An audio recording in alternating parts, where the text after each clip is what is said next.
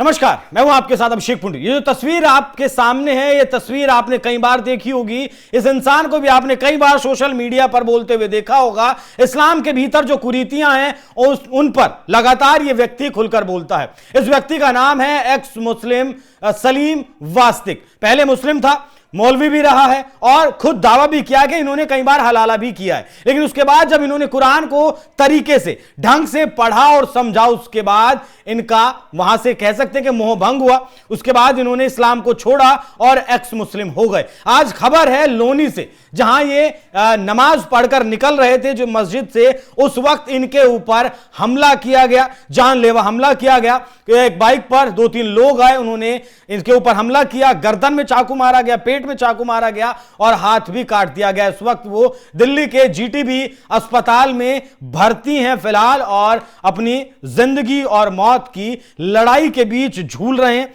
मतलब कहें कि जिंदगी की जीने की जंग ये फिलहाल लड़ रहे हैं। मामला कुछ ऐसे है कि सलीम वास्तिक नाम के ये यूट्यूबर हैं, यूट्यूब भी अपना चलाते हैं। कई बार इन्हें आपने इंस्टाग्राम पर देखा होगा, सोशल मीडिया पर देखा होगा, पॉडकास्ट देते हुए भी देखा होगा। हमारे एनएमएफ न्यूज पर भी कई इंटरव्यूज एक्स मुस्लिम सलीम वास्तिक के आपने देखे होंगे। 2 बाइक सवार आते हैं, धारदार हथियार से गर्दन पर हमला करते हैं। घायल सलीम खून से लथपथ होकर मौके पर ही गिर जाते हैं। वारदात को अंजाम देने के बाद हमलावर बाइक से फरार हो जाते हैं। मौके पर मौजूद लोग तुरंत घायल सलीम को नजदीकी अस्पताल में लेकर जाते हैं, जहां डॉक्टर उनकी हालत को नाजुक देखते हैं और उसके बाद उन्हें दिल्ली रेफर कर दिया जाता है। इसके बाद अभी भी हालत गंभीर बनी हुई है। सूचना मिलते ही पुलिस भी मौके पर पहुंची। एसीपी सिद्धार्थ गौतम ने बताया कि 2 अज्ञात बाइक सवार बदमाशों ने इस घटना को अंजाम दिया है। आसपास के सीसीटीवी कैमरों के फुटेज खंगाली जा रहे ताकि आरोपियों की पहचान जल्द की जा सके और गिरफ्तारी की जा सके। साथ में इन आरोपियों को शायद यह ध्यान नहीं रहा कि उत्तर प्रदेश में इस वक्त योगी आदित्यनाथ की सरकार और इस तरीके से खुलेआम गुंडाई करने वालों को क्या सजा यहां पर दी जाती है। फिलहाल बताया जा रहा है कि सलीम पहले मुस्लिम धर्म को मानते थे, फिर मौलवी भी रहे हैं। बाद में उन्होंने अपने निजी विचारों के चलते धर्म को त्याग दिया। फिलहाल वो किसी भी धर्म को नहीं मान रहे थे और धार्मिक मुद्दों पर खुलकर बयान दे रहे थे। वास्तिक के यूट्यूब पर 28,000 से ज्यादा फॉलोअर्स हैं। फिलहाल अगर बात करें इनके, अगर कुछ बयानों की अगर बात करें तो इनका कहना है कि इस्लाम में महिलाओं के अधिकार सीमित हैं। बुर्का, यात्रा प्रतिबंध, बहुविवाह, हलाला जैसी समस्याएं हैं। कुरान में विरोधाभासी आयतें हैं जो नफरत और कट्टरता सिखाती हैं। मुस्लिम समुदाय में कट्टरपंथ की जड़ें कुरान और शिक्षाओं में है, जिससे प्रगति रुकती है। इस्लाम हमें दूसरों से नफरत करना सिखाता है, जैसे विचार बार बार दोहराए गए हैं। हलाला, मुताह, मिस्यार, निकाह की सीक्रेट्स और डार्क ट्रूथ्स पर खुलकर बात की। इन्हें अंधविश्वास और नियंत्रण बताया। मदरसा शिक्षा को डार्क और सुपरस्टिशन से जोड़ा।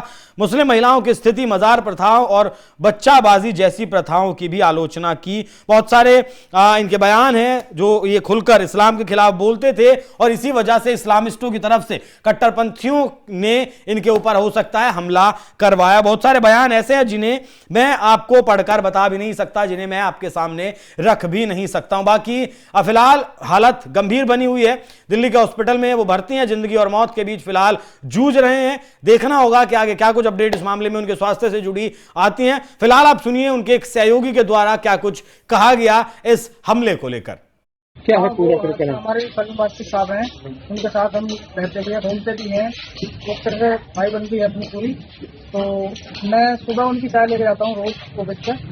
और आज मुझे पड़ोसी ने कॉल किया कि आपके जो दोस्त हैं, जो भाई हैं, वो उनके साथ एक हमला हुआ है।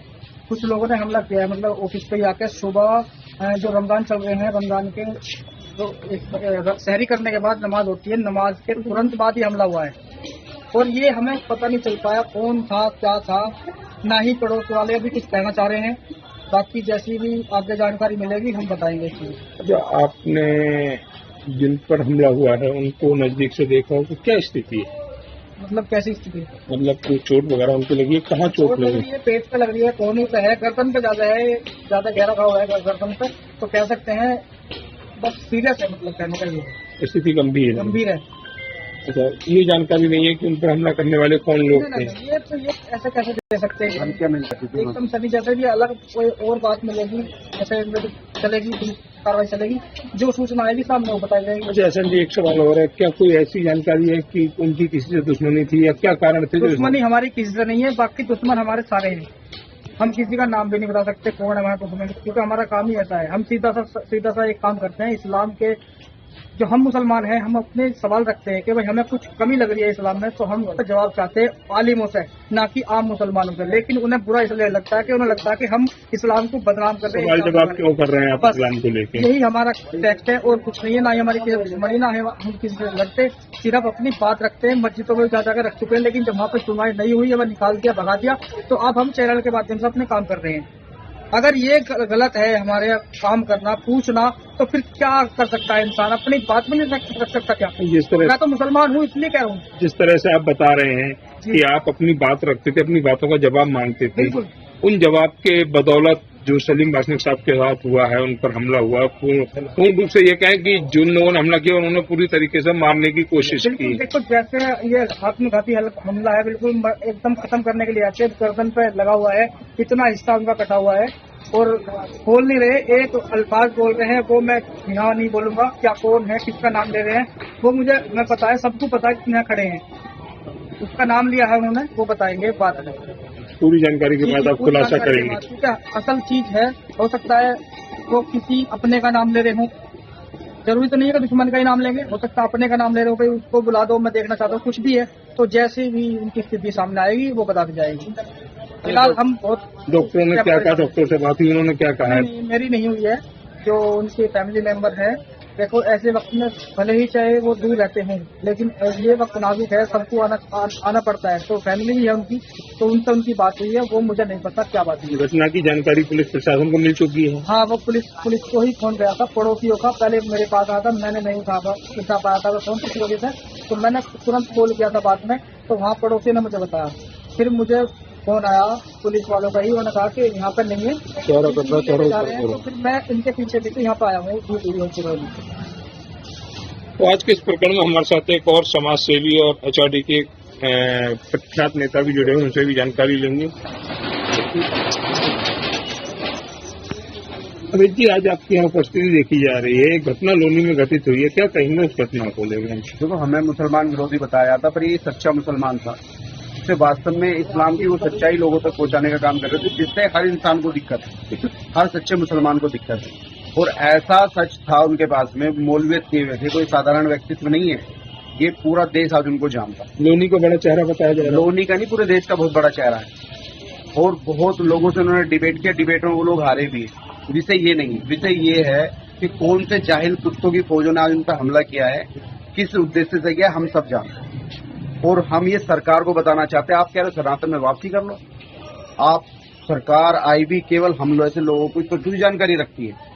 आज ये लोग हथियार लेके आए, इनको मार के चले गए, हमला करके चले गए, क्या इनके पास जानकारी नहीं? चाकू से हमला एक तरह से खौफ पैदा करना है कि बिल्कुल सही बात है। ये चाकू से गर्दन पे हमला करने का मतलब केवल एक है कि ये लोगों तक सच्चाई पहुंचे ना, और जो सच्चाई पहुंचा रहा उसको ये जिंदा नहीं रहने देंगे। ये पहली घटना नहीं है इस देश में, ये घटनाएं कितनी सारी है, पर ये लोनी में हुआ, इसको हम बर्दाश्त नहीं करेंगे। हिंदू रक्षा दल इसका पूरा विरोध करेगा, चाहे परिवार कोई भी किसी भी तरह का दबाव बनाने का प्रयास करेगा तो हम उसका मुंह तोड़ जवाब देंगे और ताकत से इस लड़ाई को लड़ेंगे। उनको मुंह तोड़ जवाब देंगे, उनको जिन्होंने बख्शा नहीं जाएगा। बताया जा रहा है कि सलीम जी की हालत भी काफी गंभीर है, ज्यादा सीरियस हालत है, मैं बता नहीं सकता हूँ। और मैं तुरंत जैसे पता लगा, हम लोग पूरी टीम के साथ यहाँ पहुंचे हैं, वो बिल्कुल यहीं डटे हुए हैं। जैसे भी स्थिति होगी, भगवान करे वो जल्दी सुरक्षित बाहर आए, बच जाए। पहले तो हम लोग सभी यही प्रार्थना कर रहे हैं कि बहुत ही अच्छे व्यक्ति हैं, बहुत ही सज्जन और सच्चे व्यक्ति। ऐसा इस देश में होना बहुत ही अन्यायपूर्ण होगा। मैं कह रहा हूँ, ये केवल एक दहशत फैलाने के लिए, उनके परिवार को डराने के लिए और उन परिवार को अनाथ करने के लिए जो प्रयास किया गया ना, इसको भगवान करे विफल हो जाए और हम इसको न्याय दिलाने। वास्तविक असल जिहाद का मतलब भी लोगों को समझाया करते थे कि जिहाद का मतलब क्या है। जिस जिहाद को लड़ाई से, कट्टरपंथ से जोड़कर देखा जाता है, वो कहते थे कि वो असली जिहाद कर रहे हैं, क्योंकि वो समाज को सुधारने का काम कर रहे हैं। वास्तविक का यह भी कहना था कि बहुत सारी कुरीतियां हैं जिन्हें ठीक किया जा सकता है, अगर इन्हें ठीक कर दिया जाए तो इस्लाम एक वाकई में बहुत पवित्र और बहुत खूबसूरत धर्म है। लेकिन कट्टरपंथियों को उनकी आवाज शायद रास नहीं आई। बाकी जो भी कुछ अपडेट सलीम वास्तविक से जुड़ा होगा वो अब तक हम जरूर सबसे पहले पहुंचाएंगे। फिलहाल इस खबर पर आप लोगों की क्या राय है, कमेंट बॉक्स में जरूर बताइएगा। नमस्कार।